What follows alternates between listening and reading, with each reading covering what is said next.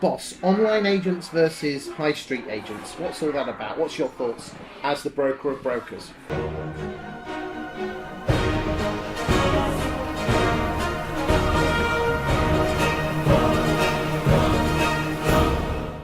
Okay, well, it's as simple as this.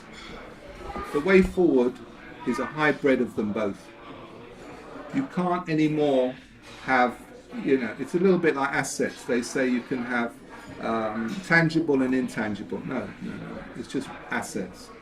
So the model of the online is good because its functionality is useful, but the service levels aren't necessarily there. True. You're not going to have a situation where you can go to an office and see someone easily. This was the purpose of the Foxtons, Knight Franks, big super brands getting involved and saying, look, there's our address, come and see us. That's not the case. Now, what they've done instead is they've said, right, well, we're going to lower our fees greatly. But it's not about fees, it's about service, it's about performance, it's about getting the best tenant, the best deal, and that is going to be rewarded by money. Yeah. So surely the question is not whether it's online or high street, boss, it's all to do with the service and the worth that you're providing for your client.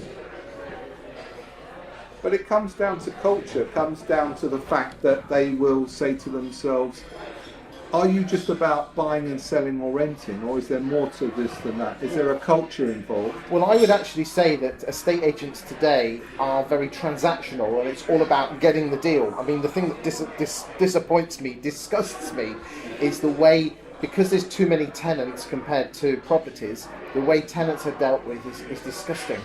Not another one. I mean, let me hit you with this one.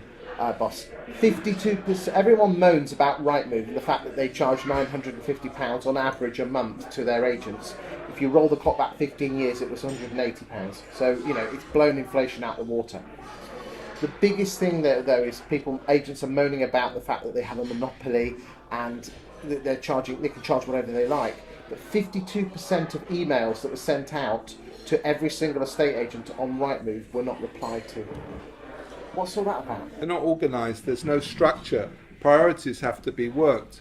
The first priority is every email, every phone call, every social media must be answered 24 hours, but I would say even by the end of the day.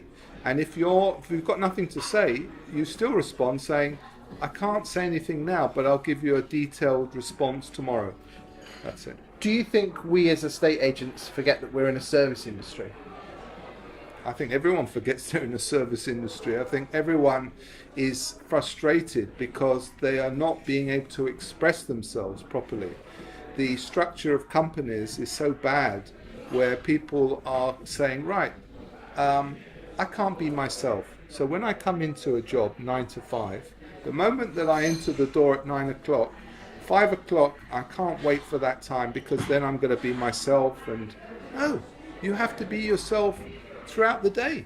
If you spend so many but of course now things are changing. People are not always going to one destination, and I think they're missing that because it's good to work in teams. It's nice to see people, but there should be more. Back to what we were going to talk about in the future, emotional intelligence. Okay, probably we could talk about that in the next video. We need to do that. Lovely.